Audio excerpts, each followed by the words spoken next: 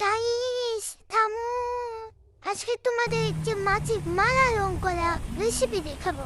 Sorry recipe না, tutorial. তো প্রথমে আমি সাদা কালার প্রাইমার কালার দিয়ে নিচ্ছি।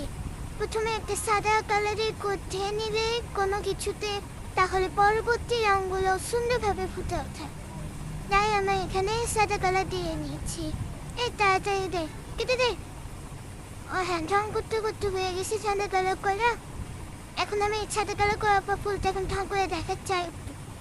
ওকে, এরপরে আমি এখানে বর্ডারে অরেঞ্জ কালার দিব।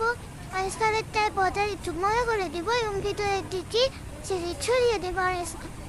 গাইস, অরেঞ্জ ফুল থেকে অরেঞ্জ কালারের নাম আসলো নাকি অরেঞ্জ কালার থেকে অরেঞ্জ ফুলের নাম আসলো? ইসে আচ্ছা, যাই হোক, ঢং করতে করতে সেটা হয়ে গেছে পেছাল পাত্তা পাত্তা। তো এরপর আমি বর্ডারে লাল কালার দিয়ে নিচ্ছি। লাল কালারের বর্ডারটা একটু চিকন করে দিব। তো সবগুলো ফুলে আমি লাল কালারে দিয়ে নিচ্ছি, সুন্দরভাবে সবগুলো ফুলেই দিয়ে নিব। এরপরে আমাদের লাল কালার হয়ে গেলে ভেতরে বেবি পিঙ্ক দিব। তো লাল এখনো হয়নি, লালটা যে হোক। হ্যাঁ, শেষের দিকে। হ্যাঁ হচ্ছে।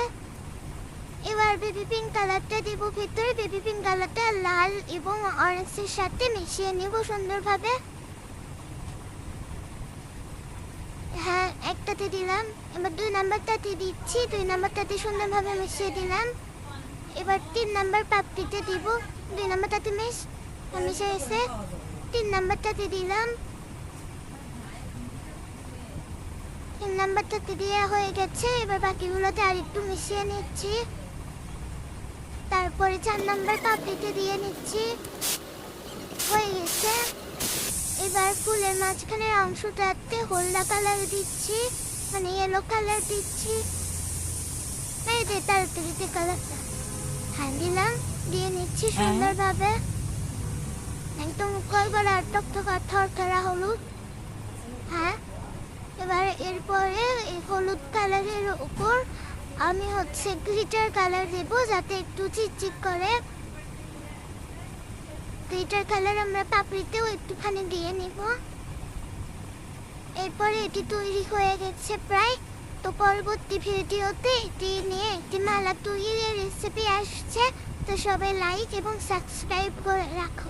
ধন্যবাদ বন্ধুরা, তোমরা ভালো থাকো গাইস। বাই, আসসালামু আলাইকুম, টাটা, সি ইউ।